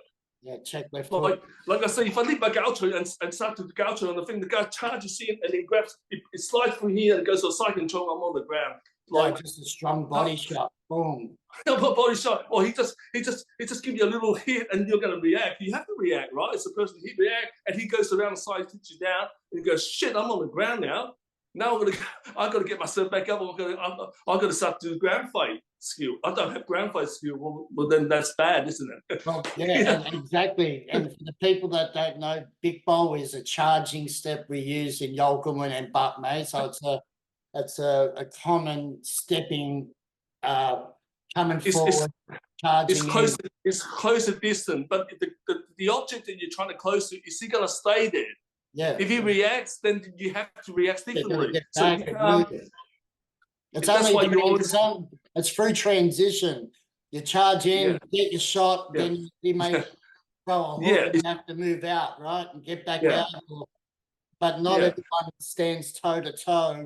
And once you get there, you're gonna climb again and suck in and again and go again. And so that sort of training, it's good for the body dynamic tensionings and all that stuff is build muscle, but also you introduce that into your muscle memory. So to me, when you're actually training, you have to train your hand. How you train is how you fight. So right. So when you train, your muscle memory is automatic, because if you think about how to counter an attack, it's too late. It's very spontaneous. Like, you know, I can't explain to some of my new students why it needs to be spontaneously. When you get an attack, bang! I'm aware of what's going on. I'm not going to think, oh, come today, I'm going to do a gas, then I'll do a pay kill. You know, I can't be thinking like that. It's automatic. You know, so basically that only comes with constant sparring. By the way, people. Yeah, exactly. This is why that, you know, a lot of people that, you know, they said, oh, we don't need sparring, but this is a very important attribute to think about that adding into your training, because that was going to save your ass sometime. You know, you never know in the street, some crazy dude's going to hit you from the back behind one punch, you know, bang, you know, and massive punch. People die from one punch, you know, one hit punch, you know. I knew of a guy. It's not from any of our system. It's from a kung fu system, and they're known for their still body and all that. And he went to Elvis Sinisic School of BJJ. Elvis Sinisic was also a UFC fighter out of Concord. I used to go and do every Friday open mat for grappling. Just to join in and so this guy's gone up there and said, I've got still body. You can kick me as hard as you can anywhere. And the teacher goes, no, I don't want to do that. He goes, no, give me a kick in the leg. The guy had to go to fucking hospital. He got one good kick in the leg and he had to go to hospital. So people thinking that you're doing drills and Kung Fu Brothers only tapping your thighs is not a real kick. No. When you spar against like kickboxers and Thai boxers, even Taekwondo, you're going to get nailed. If you're flat-footed, you will get nailed. Yeah, because they already know how you're going to move. They already picture how you're going to move. It's a flat-footed. See, fighting is about guessing. You know, I've got to keep my opponent guessing where I'm going to be. You know, and it's about placement, right? You have to. If you got your best gaucho, right, but if you're not hitting the target and you're missing by 3 inches or 1 inch, half inch, the power, even you connect and it's not fully connected, you're not getting the full effect. So it's something that any martial artist will think about. Shit, you know, in a real fight, am I going to affect the other guy? You know, my punches, it's going to, like, a lot of the time you see a lot of Wing Chun guys, they go there and they hit the wooden dummy really great. They go and start fighting for real. They hit about 10 punches, the guy's still standing there. Like, yeah, it looks good, but the guy, you're not affecting the guy. You should be able to get one punch in, the guy should go down. That's how Kung Fu should work. You shut the person right down, right? So Kung Fu is designed, right? It's like all the master will tell me from my previous master is go in there, do your job, 2-3 seconds, knock the guy down, and you go to face another opponent, right? That's how it's supposed to work. But I've heard the same thing. If it's not over with 1 to 4 moves, run. Run. Well, or you're not doing your job properly. You better go. Like, you're making my pie look terrible. You know, like Peter used to say to me, one of the students said, "Listen, mate, don't tell people that I taught you kung fu. You know, you brought strength to me. You know, that's what it meant." Like, I used to laugh in Chinatown, and then see, yeah, and this guy, you know, he trained for about 6 months with Peter, and he was just terrible. You know, and Peter said, you know, he goes in and tell people that, oh, you know, I got trained by Peter. And Peter said, don't say that, please. You know? And so I understand that each individual is different, the way they learn, you know, and some people learn it very fast, some people learn it a little slow, and some very persistent, some just get it really quickly. But at the end of the day, you still need that skill, you know, able to move around, hit things. Look, I believe in our arts. I believe that they are fucking vicious. They can work in the ring, outside the ring, in any situation, if you put the time and effort in. Otherwise, that's why people are dropping out. They go to Krav Maga. They go to self-defense courses, because who wants to stand there doing Chai Sao and not even punch the person yet? Yeah. You know, well, I can see all that.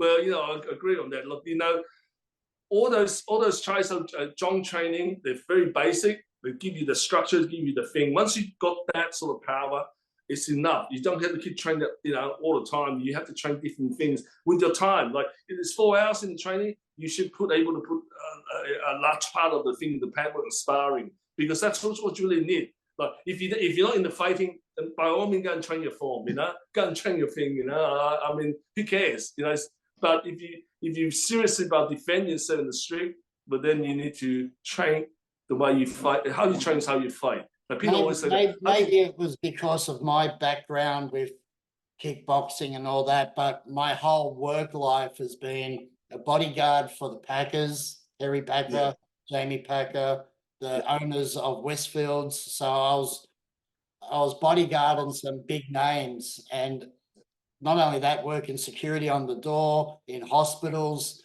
You need to be able to defend yourself, and forms are just not going to do that at all for people. So I'm sorry for everyone that's watching and thinking that I'm all about forms. No, my whole background is about making sure my students can walk out of the class and use some of that straight away.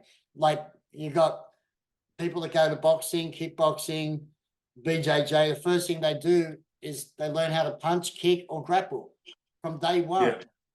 From day one, they're already ahead of most Kung Fu guys doing walking the horse, Chat Ma, Sung Ma, Hoi Ma, you know, like doing that for 3-4 months before you even punch. It's you're punishing a poor student for no reason. Exactly. I mean, I don't want to name another person that's very famous in Australia. He's teaching a class, and I met him there, and it was really cool. Anyway, I was teaching some kids in a primary school, and then one of the parents came up to me and tapped me on the shoulder. He said, "Sifu Lee." He said, "Oh, just call me John." He said, she said, "Oh, my son's been learning from this master for 6 years, and all he knows is form. But one day I asked him, 'Can you defend yourself in the street?' He said, I don't know how to defend myself. 6 years he's been learning from this guy, right? So this master." So she said, "Would you like to take my son on?" You know, he came in, I looked at him, I said, "Punch me."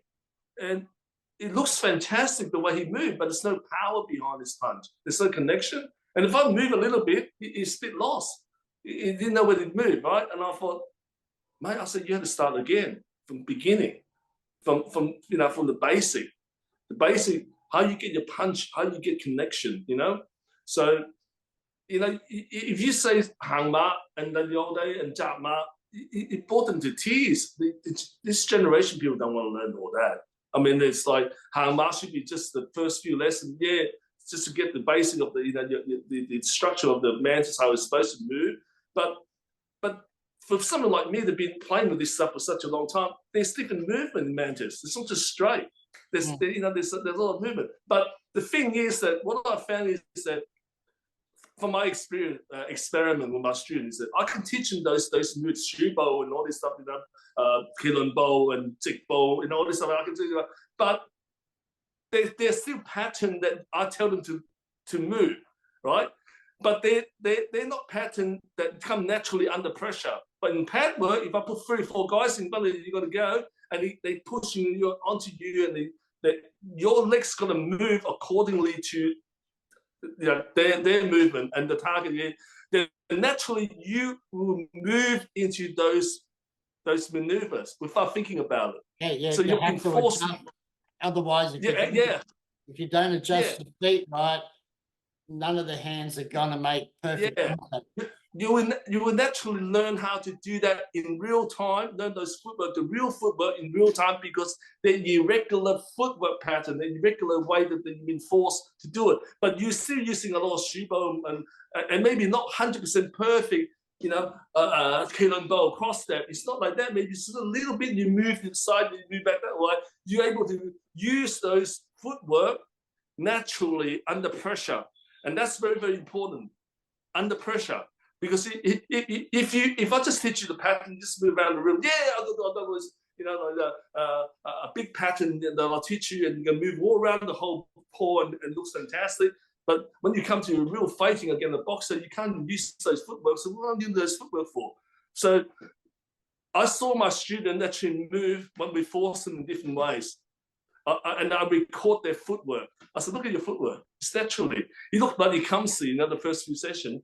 It got better because your body knows how to respond. It's like playing tennis, right? So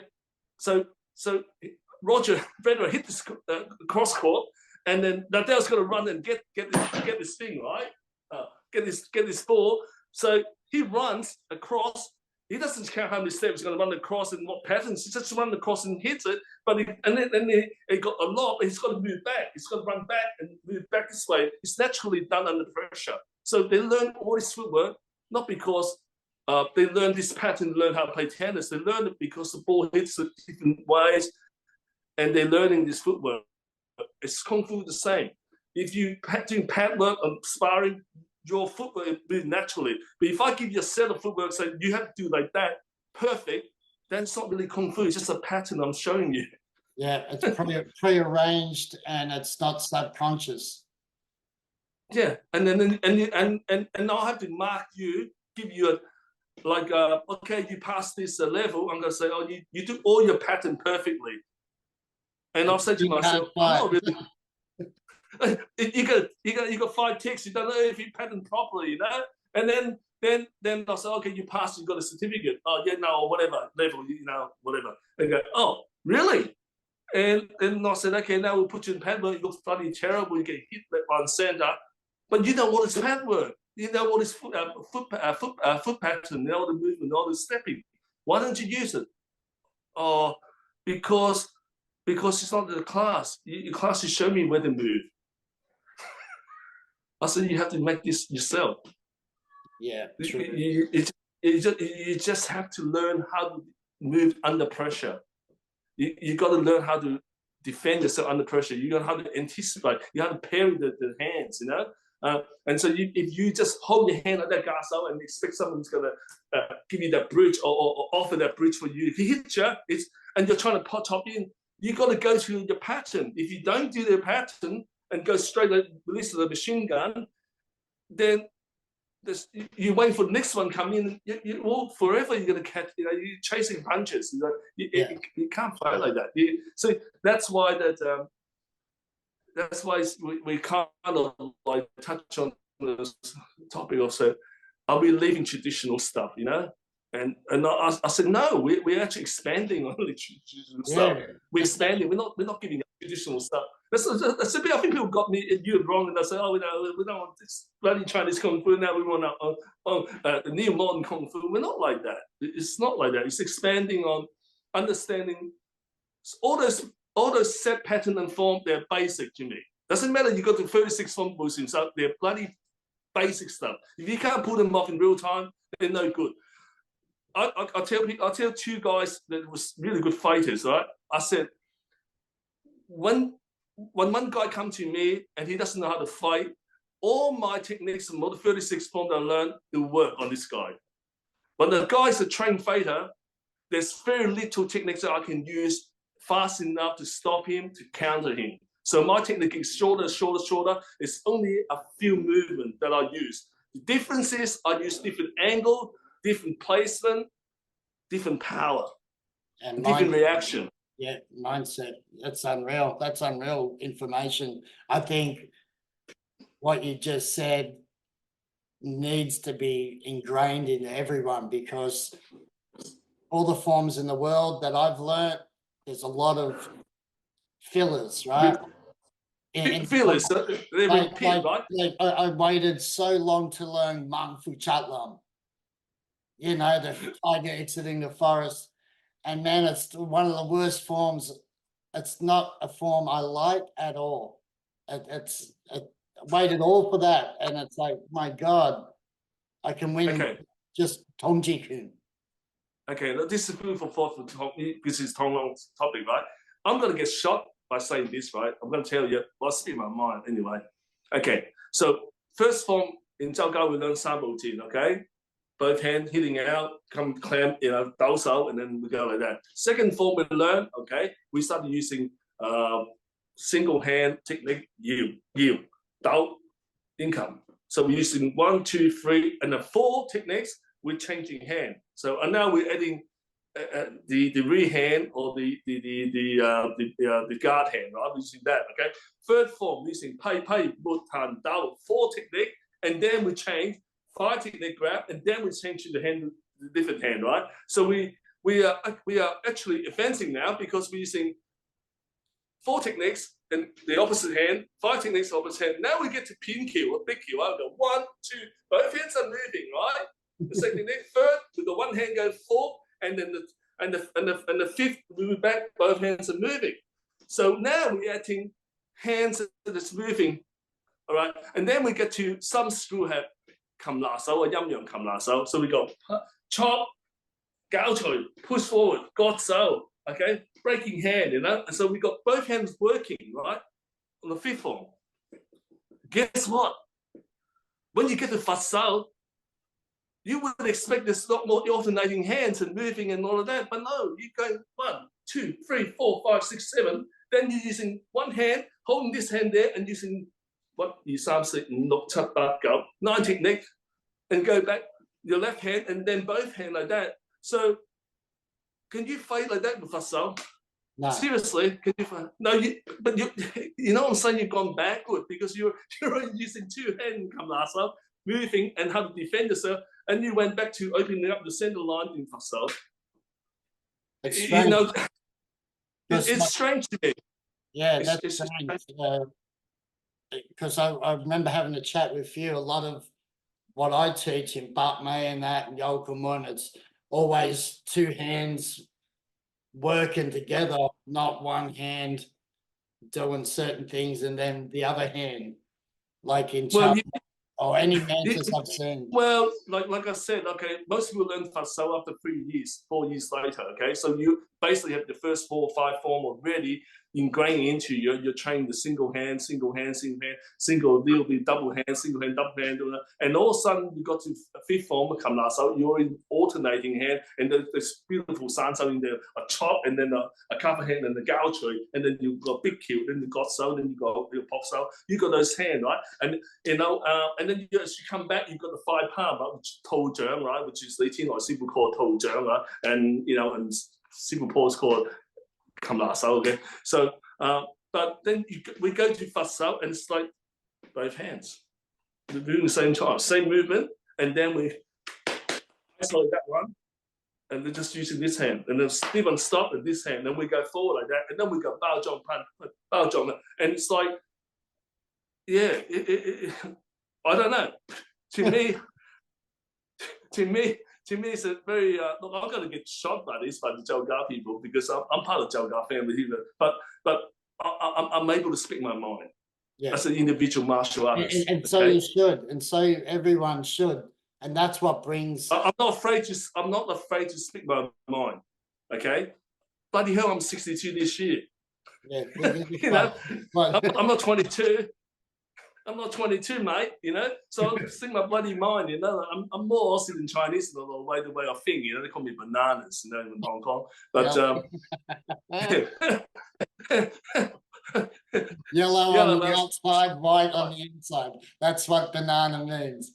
He's still Asian on the outside, but he's a guayla on the inside. Yeah. Well, you know, like well, I have a lot of different career path, but one of my paths was to be an industrial chemist. So I do a lot of chemistry, mixing products and coatings and stuff like that. So I kind of got a scientific mind, you know, and a very critical thinking mind, you know.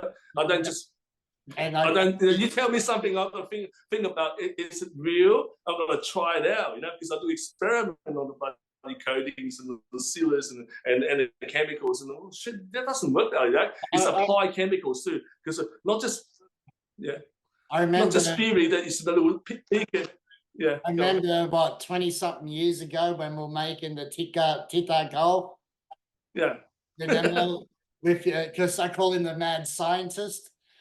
Sifu John, the mad scientist, because he is. He's got that mind, and he's very creative as well. He's an awesome chef. You're one of the fucking best kung fu chefs ever. I call him the Iron Chef as well. Sifu John, we'll stop it here. Otherwise, we'll talk. Okay, yeah. And we'll have another one in a few months. If everyone likes this, leave a comment. So I appreciate you coming here, brother, and giving us a little bit in such a short time. There's so much to talk about, of course, but this is just the beginning. And until next time, mate, we'll catch up and we'll do another one. All right, brother? Thanks for the invite anyway. Okay. All right, brother. We'll talk again soon. Okay. Thank you. Yeah. Bye-bye.